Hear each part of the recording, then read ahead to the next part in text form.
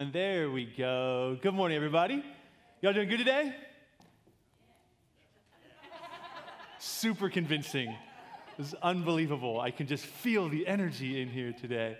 Hey, as you just saw and as Andrea mentioned a moment ago, in 2 weeks, we have an opportunity to make a difference through one of our global partners in El Salvador. And one of the things that we always desire as a community is to simply lean in and ask God how he would have you participate in this opportunity. And so the reality is that what we don't want to do is something outside of what God has specifically for us to do. But we do believe that this is an opportunity that God has presented to us that we need to lean into. But then as individuals within the larger church community, we just simply want you to take some time over the next 2 weeks and just pray and say, God, how would you have me participate in this? Is there a child or two that you want me to sponsor? Then, of course, in 2 weeks, as Andrea in the video I just mentioned, we'll present that opportunity on June the 6th. Well, hey, I've got just a quick update that I want to share with you all. In fact, we are currently right now, as many of you know, actually, I should probably begin by simply saying that we own about 12 acres of land off of Africa Road, and we are currently in the process of talking with some contractors, or with a contractor rather, and an architect to discover what it would look like to build what we would kind of identify as like a phase one, what we oftentimes are kind of internally referring to as everything but Sunday space for us. And so this wouldn't be what we do on Sunday mornings, but it would give us the opportunity to expand what we're doing for Ethos Youth, which we are just out of room with, where we're currently hosting youth, as well as everything that we're doing for young adults, our justice and outreach projects like grocery giving, some other things, and also just be an opportunity for others within our community to take advantage of the space that we're hoping to build there as well. We've been in conversations with people, with some of the leaders of Young Life, and let them know, hey, we really want to create this space with you guys in mind as well. And so the reason why we're sharing this with you is because we're in these talks. We just wanted to make you aware of it, but we do not have much details to share. Many of you are familiar with the property because we've hosted a few things on there, especially last year when we couldn't gather indoors. And yet, as much as we don't have details to share with you today, what we're asking is that you would simply pray. Pray that we would have the wisdom as we navigate these conversations, and just pray that the right relationships and opportunities would present themselves so as we continue to move forward, we'd really be able to kind of discern and lean into God's best concerning this phase one opportunity that we're kind of leaning into. Is that cool? Would you pray along with us today? Is it all right? Okay, that was a little bit better energy. Thank you. We're excited about it, and hopefully at some point in the near future we can have a few more details to actually share, and it would feel a little bit less anticlimactic. And so at this point, just simply asking that you would pray along with us, and that'd mean the world. That'd mean the world to me. So thank you for doing that. Well, hey, we are just beginning to conclude our series that we've been in called "What Does It Mean to Be Human?" In fact, we've been in this now. I believe this is week number 7, and next week we're going to conclude and kind of wrap the whole thing up and hopefully kind of put a bow on some of what we've been discussing as it relates to God's plan for work, rest, and in life. And over the last few weeks, as we've really been unpacking what God's plan is for our work, the thing that you do tomorrow morning, whether paid or unpaid, and the importance of what God has planned for you. Sometimes we can think that, well, my work isn't that important, and that's just not true. I actually would say that's a lie from the enemy. God has a significant plan for you as it relates to the way in which you are building culture, if you were here in the earlier weeks of our series, right where you are working, right where you find yourself tomorrow morning or Wednesday afternoon or whenever it may be. And last week, we began to identify, though, that if we lean into God's plan for work, there's a danger to it. We've been talking about all the good in the plans that God has for our work, for our vocation, for our calling. But then we also identified, but there's a danger to it too, as well. And that danger is something that psychologists refer to as the Hedonic Treadmill, which is simply kind of a psychological way of saying the idea that the more you get, the more you want.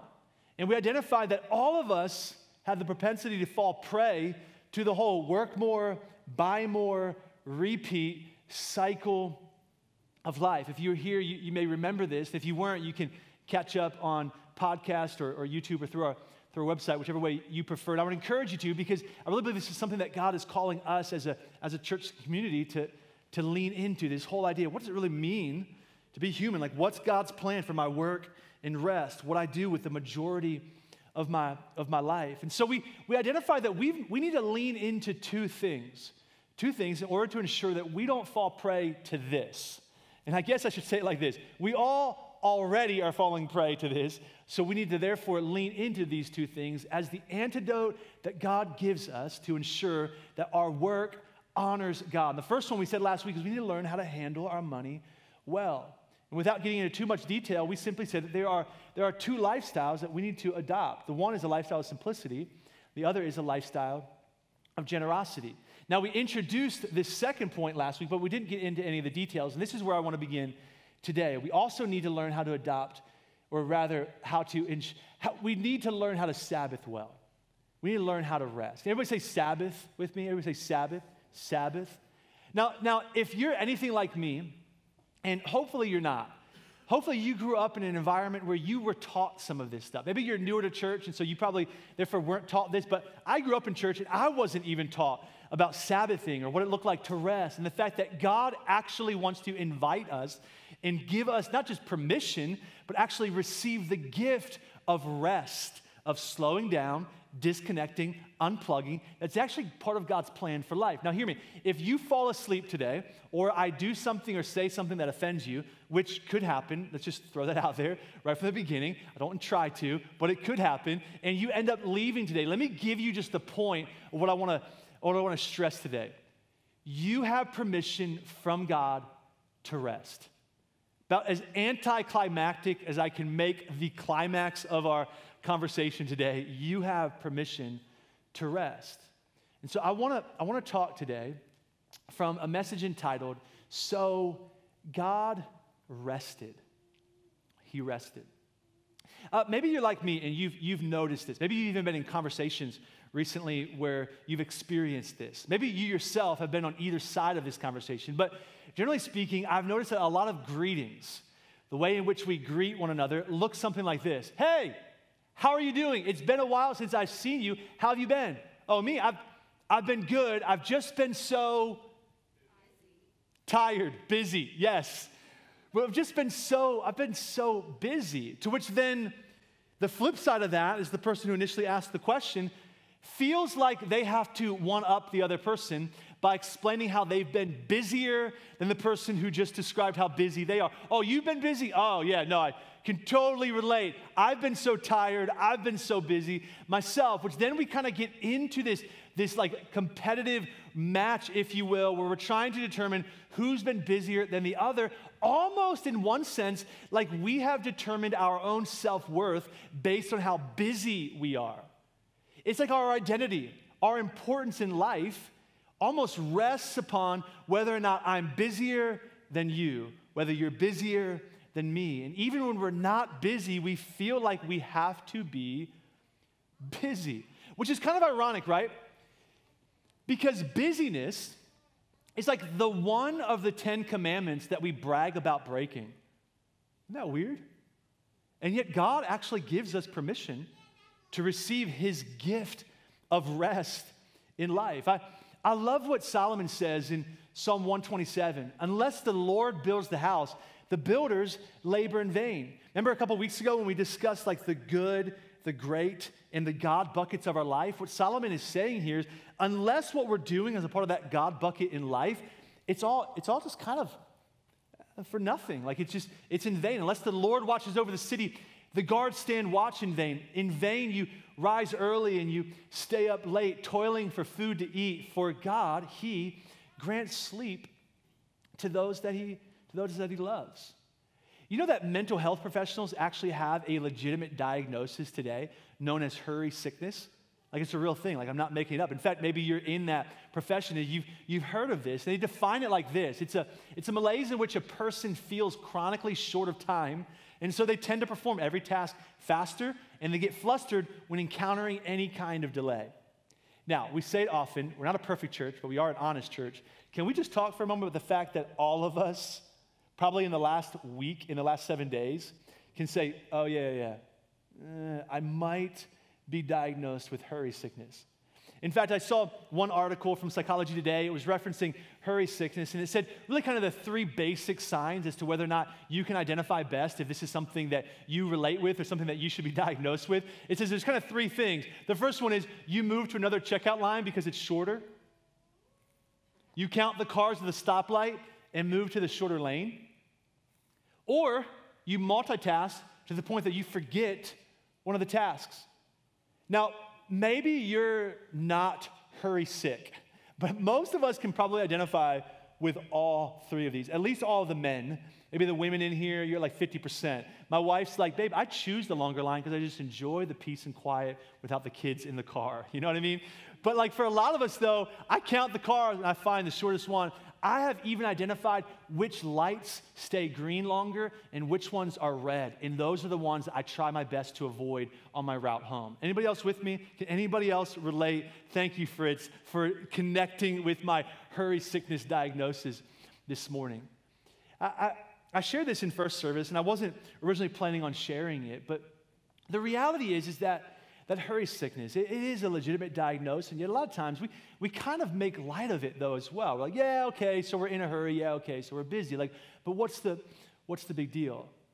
Well, I can remember about 8 years ago, I was in a room with somebody at the end of a conference, and there was a pastor whose name, if I said it right now, many of you would be pretty familiar with him. And then there was also an athlete in the room as well. And this individual, I would say the vast majority of you would definitely be familiar with him. It was the end of the conference. It was the last night. It was probably about 9 o'clock in the evening. And some of us were getting ready to go play basketball afterwards at a local gym. And this pastor was trying to get this athlete to come play with us, and the pastor said, hey, why don't you come play ball with us tonight? And this guy who had just recently kind of committed his life to Jesus, just recently started following Jesus, was trying to implement some disciplines in his life, some disciplines of his faith. And he said, no, I'm sorry, I can't.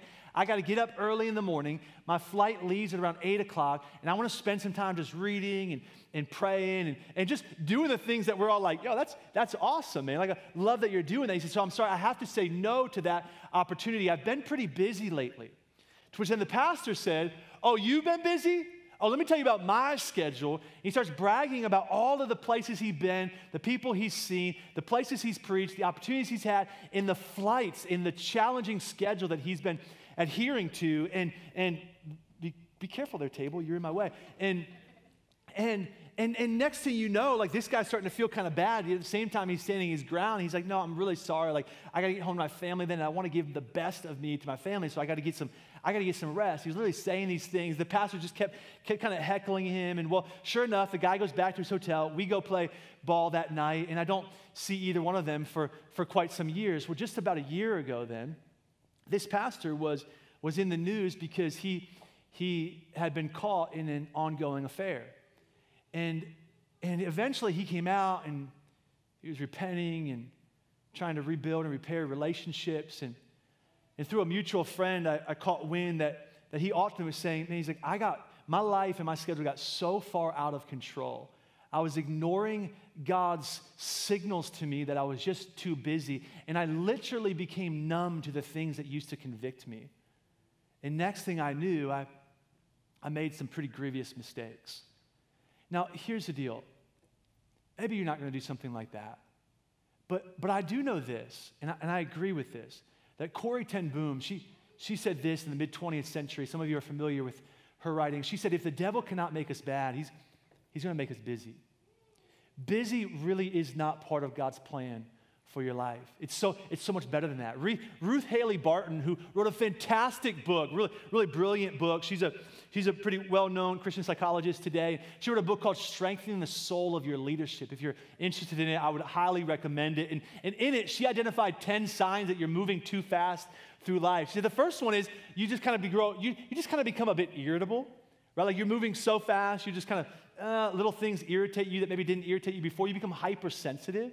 Things start offending you that maybe didn't used to offend you. Like, this happens in my marriage all the time, where Courtney's like, babe, whoa, chill out. And I'm like, yeah, no, you're right. I'm sorry. I'm just trying to get through this so fast and move on to the next thing. I've become hypersensitive. You become a bit restless. Like, you can't just sit still. Or if you can sit still, you can't keep your phone away from you for too long. And if your phone isn't in your hands, you feel really uncomfortable because you're a bit restless. You're compulsive. You compulsively overwork. Even when the project's done, you find something else to work on. You become numb. like we spoke of just a moment ago. You have escapist behavior. You escape to binge watching Netflix or Hulu or playing video games. Next thing you know, it's like the 13th episode. It's 3 a.m. and now you're more exhausted than you were before. And the whole reason you tried to escape to begin with was because you wanted some reprieve, but that reprieve turned into even further exhaustion. You become disconnected from your identity and your calling. A really close friend of mine, he pastored the same church for 9 years that he started when he was 26. He was pretty young when he started the church, and 9 years into it, he just became so exhausted, so tired that he actually quit his job, took another position. He exited pretty healthily, transitioned it pretty well, but then 3 years later, which leads us to present day, he's recently told me, he said, Jordan, he said, it's honestly one of the biggest regrets of my life. He said, the only reason why I disconnected was because I was just too tired. And so I didn't even know it at the time. I didn't even know how tired I was, but I disconnected from my identity and my calling, which is where a lot of us find ourselves. We don't even know how exhausted we are. I remember one of the first times that I went on a real vacation, like a vacation where I completely shut off. I turned off my email, I shut down my phone, and I literally got a flip phone during that vacation because I just didn't even want the temptation to lean into connecting again. I knew that I needed it, and others in my life were saying, Jordan, you really should try this. And it was by about day 4, Courtney was telling me, she's like, babe, you are like yourself again. It's like I reconnected to my true identity and my calling, but I didn't even know that I was disconnecting from it. Number 8, you're not able to tend to like the basic human needs of life, like eating well and exercise. You ever notice that when you get really tired, you tend to kind of binge eat as well? Like when I'm really tired, like next thing I know, I'm like, did I just go through that entire box of Cheez-Its? Yeah, I did. That's really awkward now, right? Like number 9, you hoard energy. You kind of store it up. Number 10, you slip in your spiritual practices. Usually when we get busy as Christians, what's some of the first things that we begin to kind of exit from our lives? It's reading the scriptures, it's prayer, it's healthy, life-giving community in small groups. I mean, that's probably the number one thing why people say they can't connect in a small group is because I'm just too busy. And yet at the same time, we would all identify that our relationships really do determine the direction and the quality of our lives, yet we don't make time for the most important relationships in our lives. Sometimes the first thing that exits our lives when we get really busy is church. Well, I don't know if I really got time for that. So we kind of put some of those things that probably are the more important things in our lives, but we put them on the back burner. Why? Because we're just too busy. Now, I came across, in fact, a friend of mine sent this to me about a year ago, as I started to kind of journey in what it would look like to really kind of adopt and receive God's gift of rest in my life. I was sent this article from a professor at the Charleston University School of Business by the name of Michael Zigaralle, and since then I've kind of been following some of his work, but he did a study of 20,000 Christians in North America, and he identified the number one thing that distracts Christians from their faith is busyness. In fact, he concluded by saying this: it may be the case, listen to this, that 1, Christians are assimilating a culture of busyness, hurry, and overload, which leads to 2, God becoming more marginalized in Christians' lives, which leads to 3, a deteriorating relationship with God, which leads to 4, Christians becoming even more vulnerable to adopting secular assumptions about how to live, which leads to 5, conformity to a culture of busyness, hurry, and overload, and then the hedonic cycle begins again. Have you not seen this play out? Maybe, if not at least in your own life, in the world around us? Especially that number 4, we start to become more vulnerable to adopting secular assumptions about the way in which we should or shouldn't live. Instead of leaning into God, we become so busy that we just fall prey to doing the same thing that we see the world around us doing. And it's not always necessarily a sin. That's not what I'm implying. It's just not God's best. It's just not God's gift for your life. Now, there's 2 things that I want to just scratch the surface. I'm going to give them to you pretty quickly today as we kind of begin to close. There's 2 things I want us to lean into, and we're going to lean even more into this in the fall as we kind of go on a journey together to become an emotionally healthy church. We're going to spend some significant time this fall to unpack some of what I'm going to talk about now and a whole lot more, because the reality is, well, truth be told, I don't want to talk about the fall anymore because we just hit the summertime, and let's just enjoy summer, right? But the reality is about 2.5 years ago, just 2 weeks after Ethos had just begun, I found myself so exhausted leading into that season. I was just mentally, emotionally, physically, I was just drained. I felt like I had nothing else to give. In fact, at one point, it was a Tuesday morning, and I was at home, and it was pretty early, and we were getting the kids ready for school, and Courtney began to recognize, my wife, she began to notice, like, babe, something's off. And I just started to kind of chirp back, like, I'm fine. Eventually, we get the kids off to school, and I don't even know what happened, but I sat down in our kitchen. I'm on the floor, and she starts again to talk to me about, babe, something just seems off with you. It's been off for a number of months now, and I just got so frustrated. I kind of snapped. And she's like, babe, what's going on right now? And I was on the floor, and I had my arms wrapped around my knees, like I was literally in a ball. You know, people say, like, I was in a ball. Like, I was actually literally in a ball, and I was numb. I had no emotion. I didn't care what Courtney was saying. I don't even remember the entirety of the conversation. Like, so much of it is kind of like escaped my memory, but then all of a sudden, I just lost it. Like, emotionally, I just lost it. And Courtney knew. She's like, I better call somebody. And so fortunately, I've got some really great overseers in our lives. We refer to them as our church, here at our church, as a part of our church government. They're what we call, it's kind of a churchy term for apostolic oversight. They're men who really just kind of intentionally invest into ensuring that the health of our church is good. And she called some of them, and they called me, and they're like, Jordan, we got to figure this thing out. And that led me on a journey to reclaiming what I would say is a healthy rhythm in my life. Now, I'm still on this journey, but I want to introduce some things to you today, and we'll unpack these a whole lot more in the future as a church, because really as a church, our goal is not to grow numerically. Our goal is to grow in health. We want to grow healthy because healthy things grow, but growing things are not always healthy. And so let me unpack just 2 things for us today and kind of scratch the surface. The 2 things, the first one is to slow down. We have got to individually take personal responsibility. This is about you, not your husband, not your friend, not your kids, not your mom, not your dad. You've got to personally take responsibility. Say, I'm going to engage in the present, or be present in the present. I love how John Mark Comer says, hurry is incompatible with love. Let's unpack that just a little bit. Have you noticed that nobody in your life, yourself included, nobody wants the busy dad, mom, husband, wife, friend? I'd venture to say that as you were trying to discover, like, hey, what would be a good church for me, my family, myself as an individual, me, my friends, I bet you that nowhere on your list was a busy pastor. That nobody actually wants the busy person, and yet we all feel this inclination, this propensity to prove our worth by becoming more busy.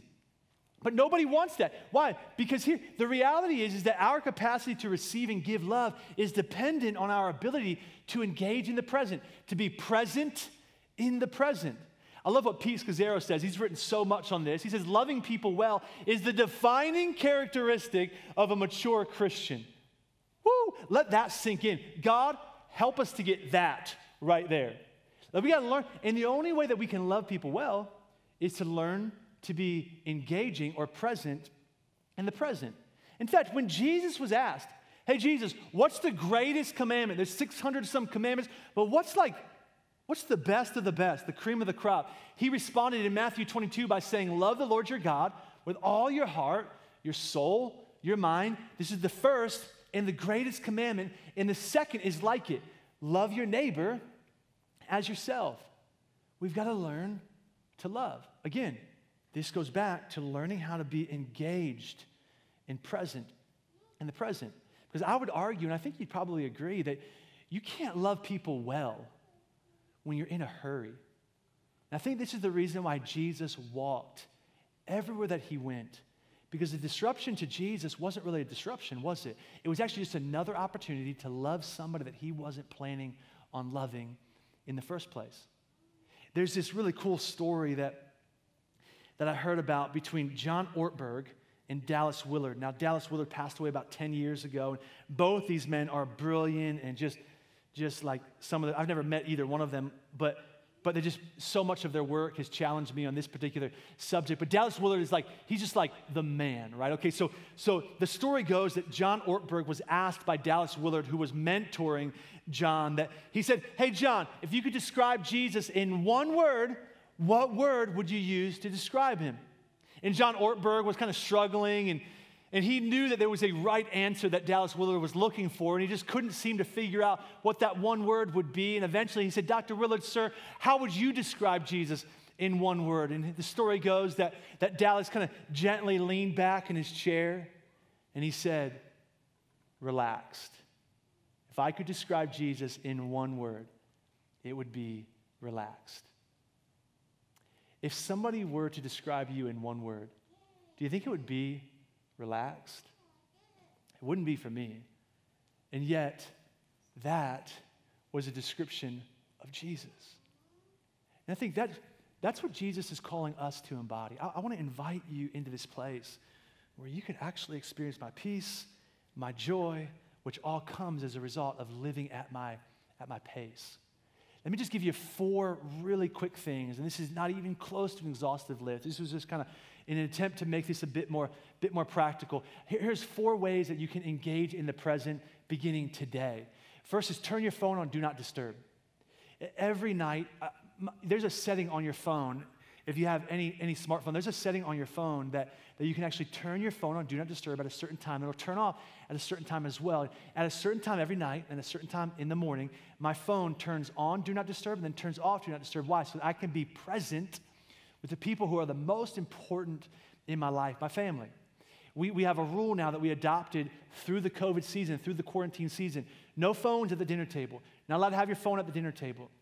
When you're meeting with somebody, I would challenge you, turn your phone on Do Not Disturb, turn it upside down. Why? So that you can be most present and engaged in that moment. Why? Because when you are present and engaged, it makes people feel loved. And the goal isn't for them to feel loved by you. The goal is for them to understand why you love them the way that you do, because it's the way in which Jesus loves us. And so I challenge you to think about considering implementing some sort of a do not disturb mode or moment in your day. The second thing is don't answer emails or texts after a certain time of the day. Like choose to just shut down and shut off and kind of disconnect mentally and emotionally from all of the stuff that you had going on that day. Create intentional margin in your day. Like maybe you would consider to maybe put some more space in between your meetings. Or maybe you would even consider, like after you drop your kids off somewhere, you got to rush to the next thing. Maybe the next thing can wait. Maybe it can't. I'm just throwing some suggestions, but maybe you can intentionally create some more margin so that when you're driving through the traffic even, you're not like, telling people that they're number one, while you're driving at the same time. You know what I'm saying? None of you would do that. I know that. That's a different church. Like that's Adventure in Life Point. That's the stuff that they do. That's not what Ethos does. Just kidding. I love those guys a lot. The fourth one is learn to say no. Like just be comfortable to say no. Like, hey, you want to come hang out on Friday after you got that thing? No. Hey, you got some extra time I could really use? Nope. Like now listen, some of you need to learn how to say yes. You know what I'm saying? Like some of you might be lazy and you may need a friend to kind of tell you which side of the tracks you fall on, but I'd venture to say that 90% of you need to learn how to say no. The best friends are the friends who you can say no to without any further need of explaining yourself. You know what I mean? You ever feel like I feel like I have to do that all the time. Like, no, I'm so sorry, I can't do that. Here's why, and then I got to explain myself. Just become more comfortable. Like, no, I'm so sorry, I can't make it. But I wish you the best. Or maybe I'll be praying for you, or whatever it may be involved there. But just learn to kind of become a bit more comfortable. I hope that we could even lean in as a community here at Ethos just to be more comfortable with people just saying, no, it's okay. Like now, if you've got margin, say yes. But if you don't, identify in your own life. And here again, this is where this is best fleshed out with some friends to help best identify, like, where can I begin to implement some of these things? I would even challenge you, maybe for some of you, take hiatuses once a week from social media. I started doing this not too long ago. I just don't get on social media on Saturdays anymore. I've noticed that I never get off of social media and feel better about myself. Ever. Like, I've never gotten on, scrolled through incessantly for 10 minutes, gotten off, and thought to myself, man, I just feel a lot better. I feel so much closer to God right now. It's unreal. It's never happened. And yet we all just kind of fall prey to just getting sucked into that vortex of, like, restlessness. But maybe you consider, like, I'm going to take some time and kind of rest from that. Now, the second thing I want us to look at in order to slow down, and this is where I'm going to close right here. We have to learn to receive the gift of the Sabbath. It is a gift. I love what Moses says in Exodus 16:29. The Sabbath is the Lord's gift to you. It's something that God, it's what he gives it to us as a beautiful gift. And yet for so many of us, maybe we've never been taught on it, or we just choose not to open it, but Moses literally says it's a gift that I want to give you. And it's introduced for us in Genesis chapter 2. In verse 2, it says, by the seventh day, God had finished the work he had been doing. So 6 days he worked. And then on the seventh day, here it is, he rested from all of his work. In weeks 1 and 2 of our series, we talked how God, or rather the creation stories, begins with God working, and then it ends with God resting. God rested. The God who never sleeps nor slumbers. He chose to rest. I want us to think of it like this, that God works, so we work. God rested, so we can rest. Listen to me, church. Work and rest, they live in a symbiotic relationship. Like, they're friends, they're not enemies. In fact, they complement one another. And when we pair them together in an appropriate way, they make our lives well-rounded. They make our lives healthy. That's what they do. In fact, that term rested in Genesis 2, verse 1, it comes from the Hebrew word Shabbat, which we later translated into English as the word Sabbath. That's where this term or this word Sabbath comes from. And it literally means to stop or cease, to be complete, and to celebrate, to slow down just enough to say, God, I want to take a day. I just want to celebrate what you've given me. Now, again, we'll talk in greater lengths about the Sabbath, but let me just kind of, maybe hopefully I pray that this kind of intrigues you just enough to begin to implement some of this in your own life. But we got to understand that in Genesis 2:3, God, he says he blessed the seventh day and he made it holy. Now, if you keep that in mind, think about the other days of the week that God blessed or made holy. There are none. One day he blessed and made holy. That term holy literally means that he set it apart. He made it different than the other days. Why was it different? Because it was a gift to us. So he says, I want you to receive this gift that I'm giving you. For 6 days, I want you to wrestle with creation. I want you to adhere. I want you to adopt my cultural mandate like we discussed. If you weren't here, you can listen back through the earlier weeks so that all of this begins to kind of holistically make sense. But I want you to take those 6 days, build culture, but then on the seventh day or on a day of the week, it doesn't matter what day it is. Sometimes we elevate one day over the other. That's not what God is implying. But he's saying, I want you to choose to rest. Because on the Sabbath, we don't just push through the day. We kind of hit the slow-mo button, if you will. We just choose to savor the gift of time that God has given us. Now, I would imagine that you know this to be true. That learning to implement a Sabbath is really, really difficult, which is why God says in Exodus 20, I want you to remember the Sabbath day. We're going to have to do our work, church, and hold each other accountable to remember the Sabbath day. How? By keeping it holy, by setting it apart, by treating it different than the other days of the week. The Sabbath really is a day to remember that we are not God. It's a day that we choose to place our trust once again in God. It's a day that we take off and the world gets along just fine without us. The Sabbath is a day where we remember that we are not as important as we think we are. The Sabbath, just sort of like the tithe that we talked about last week, that could be kind of a controversial thing in church, but sort of like the way in which we say, God, I'm going to trust you with 10% and live off of 90. That's actually a way in which we show God that we trust him. It really is. The same way that we trust God financially is the same way that we choose to trust God with our time. We say, God, I believe that you could do more through 6 days of work than I could do through 7 days of work. Did you know that the Sabbath and, kind of awkward, but circumcision were the two distinguishing characteristics of the Israelites in the Old Testament? God says, I want to separate you, and one of the ways I want to separate you from every other nation is by having you remember the Sabbath. Every other nation is going to toil for 7 days, but I want you to only do it for 6, and you're going to rest, and by doing so, people are going to be like, wow, you're blessed, you seem to have peace, you seem to have joy, and yet you seem to be content with only working 6 days. This is weird. It's a distinguishing characteristic of a mature follower of Jesus.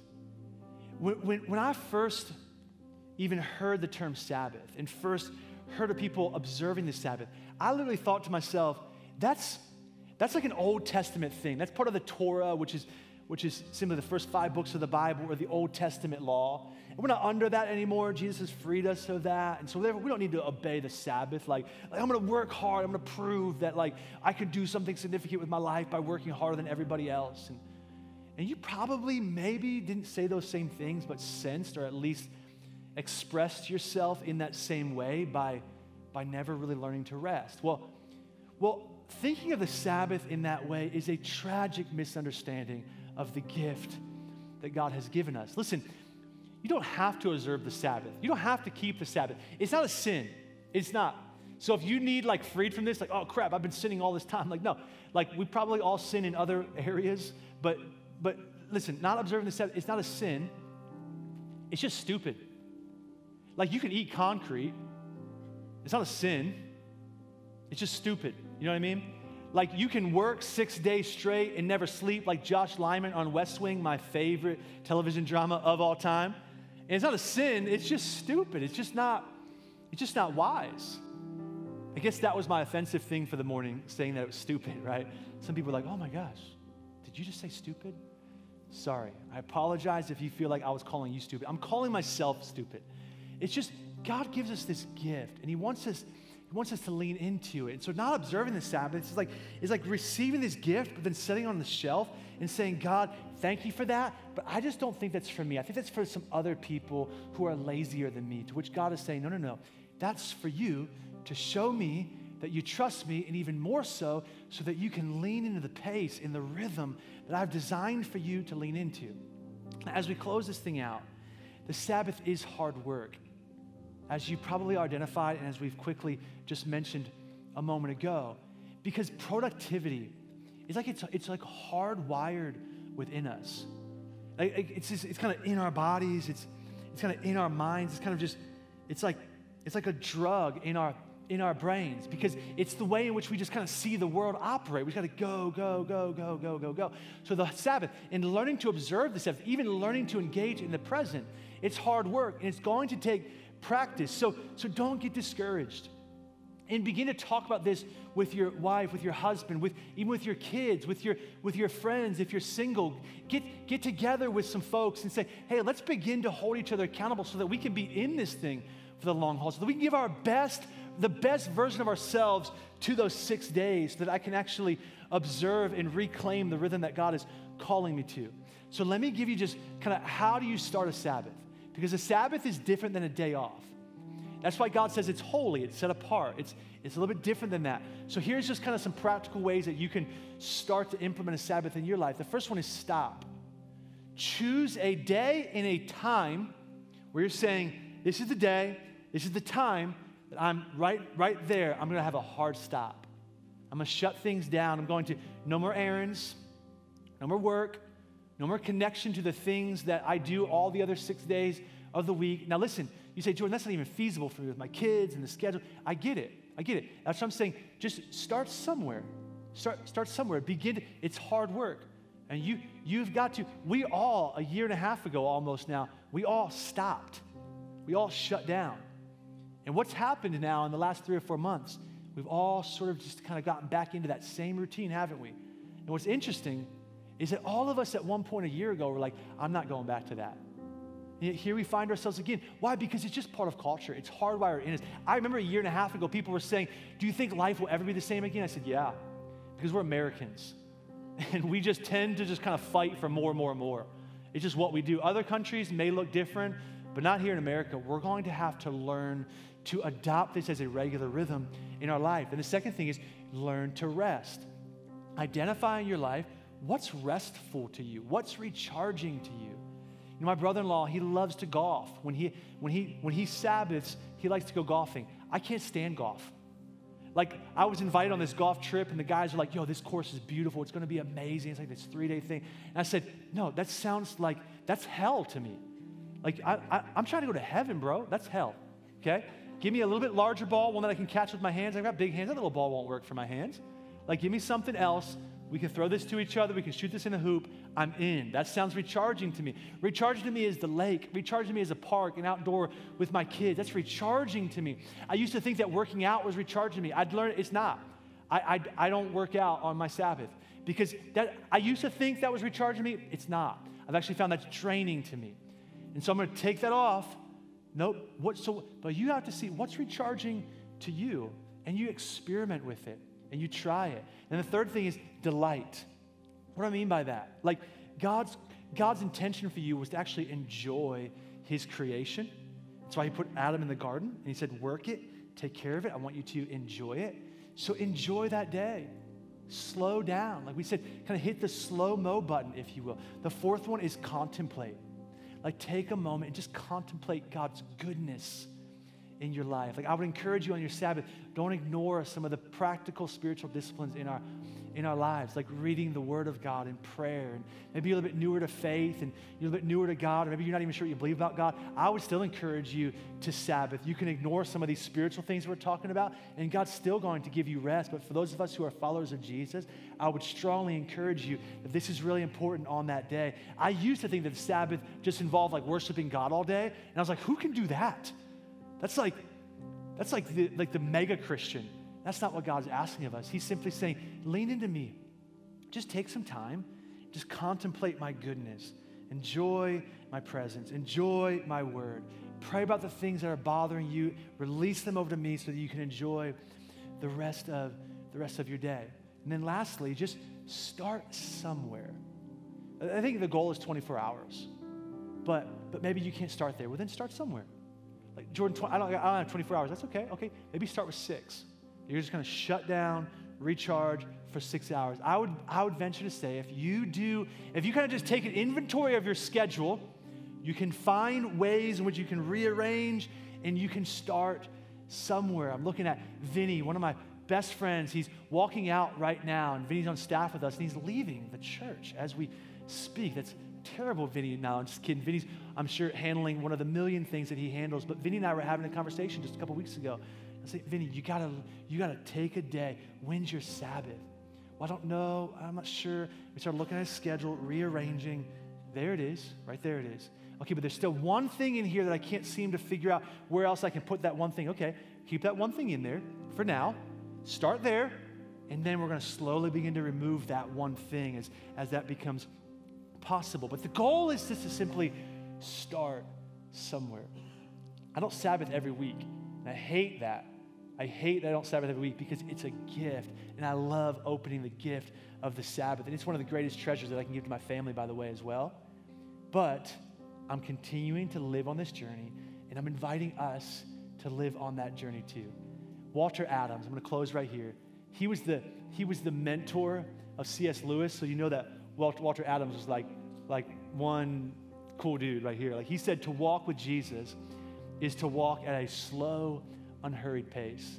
It's to receive the invitation of Jesus in Matthew 11:28, where Jesus says, come to me. You're weary? Carrying some burdens? He said, I want to give you rest. Because here it is. This is the last thing. There's a rhythm to the world.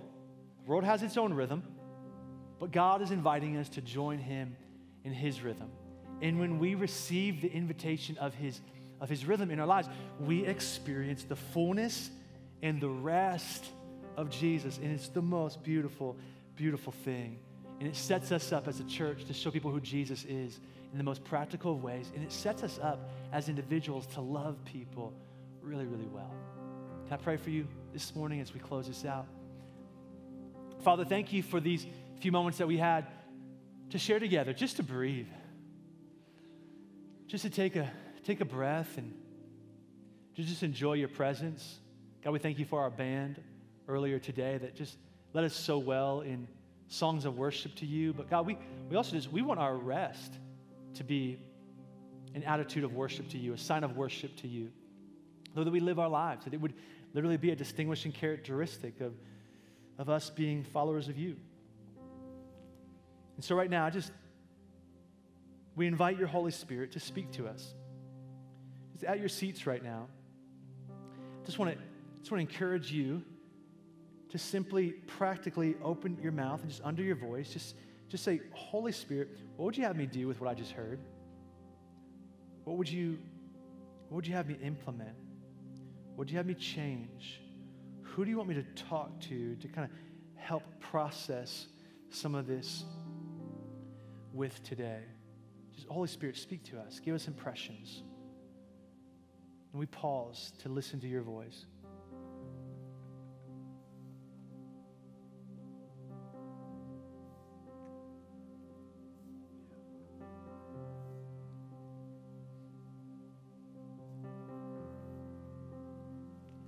Continue with your heads bowed, your eyes closed, just to avoid any distractions of anything going on around us. If you're watching online right now, or you're in the room and you don't know God, but you want to, like you want to place your faith in Him. See, you probably already know that this moment is for you because you came in here searching for God, or maybe you've kind of come in here and you've been running from God, or you've made some decisions in your past and you want to rededicate your life. You want to come back into a relationship with Him. If you're already a follower of Jesus, if you're a Christian in here, you're praying right now in this moment. But if you're online or you're in the room and you say, Jordan, I want to place my faith in Jesus. It's Jesus who bridges the gap between us and God the Father. See, standing between us and God is our sin. It's the shame, it's the error of our way, but Jesus says, I want to forgive you of that. I don't want you to carry that shame any longer. The sacrifice that I made was done on your behalf so that you can know that you know that you know that you can have a right position or right standing with God as your heavenly Father. And today, I want to invite you to receive that, to place your trust and your faith in Him. And so if that's you, if you're in here today and you say, man, I want to put my faith in Jesus for the first time, or I need to rededicate my faith, I'm going to simply invite you to just repeat this prayer. I'm going to lead you in a prayer, and you can repeat after me. Ethos, let's pray this prayer together. Even those who are watching online right now, simply say, Heavenly Father, I thank you for Jesus. I believe that He's the Son of God. I believe that He died for me, and that He rose from the dead so that I might be saved. And on this day, I surrender my life to you, Jesus. My life will never be the same. I receive your rest as I live my life to honor you. In Jesus' name, everybody who agreed said, amen. Can we give it up for our friends who prayed that prayer, whether online or in the room this morning? Really, we think it's the best decision you've ever made right there, is to place your faith in Jesus. In fact, if you prayed that prayer, whether for the first time or to rededicate your life, I want to encourage you to text the word ethos yes to the number 94000. It's going to then send a reply back to you. If you fill out that connection card that it sends back to you, it just lets us know that you made that decision today. And then we want to follow up with you so that you know what the next step is in your journey with God. And it's not going to be, I promise you, we will not follow up with you in some weird way. We're not going to come knocking on your door because that would be super weird. But we do want to let you know that there is a next step. We want to journey in your faith with Jesus together. We want to invite you to do that with us as well. Well, hey, before we dismiss today, if we're going to go ahead and practice generosity as we do every single week. And if you're a little bit newer to Ethos, you don't feel obligated to give at all. But for those of us who consider Ethos home, we want to continue to make a difference in and through our community, what God is doing to really affect and bring about a difference in our area all across our city in Central Ohio. And of course, you know the ways that you're able to give. And if you want to give in person, you can simply write a check or drop your offering in the bucket in the back. There's a generosity bucket in the back. And of course, that's the way that you can you can text to give. And then also in 2 weeks, on June the 6th, we're gonna be hosting our next Ethos 101. And this is an opportunity for those of you who maybe you're newer or you've been coming for a while, but you still have some questions of what Ethos Church is all about. Where are we going? What do you believe? All that stuff. That's a safe place. Really, we believe every place is a safe place, but this is a dedicated place for you to ask some of those questions. Also, if you want to get involved here, one of the ways that we really believe that you can best discover your purpose and best discover ways that you can make a difference in other people's lives, which what I believe we've all been created to do, is by serving on a team. Whether it's on the stage or back in production, in the foyer, in kids' classes, wherever it may be, we want to give you the opportunity to make a difference and serve alongside some incredible people. And I believe, honestly, that one of the healthiest things you can do when you're a part of Ethos is to serve alongside some other people, because I really think that we have really healthy teams. And so we'll put you on a rotation that's healthy for you and your family. Also want to say, a lot of people ask us, they say, do you need prior experience to work in production? You don't. It's actually oftentimes as simple as pushing a button, and we will train you on how to do that. Some of the geniuses will set it all up, and then all you gotta do is push some buttons. And so that really is an area of need that we have, so it's something that interests you. Coming out to Ethos 101 in 2 weeks, and we'll get you connected in that way. And then lastly, if you're newer to Ethos, maybe this is your first time, or you've never stopped by our New Here table out in the foyer, we invite you to do that. We'd love to give you a free gift before you leave today. Learn your name, answer any questions that you have, and if you need prayer for anything, come on down front. We have some folks that would love to pray with you, or swing by our In This Together table in the foyer. We'd love to pray with you today, no matter what need you have in your life. Well, hey, church, we love you so much. Enjoy the rest of your weekend. We'll see you all out next weekend. Love you guys.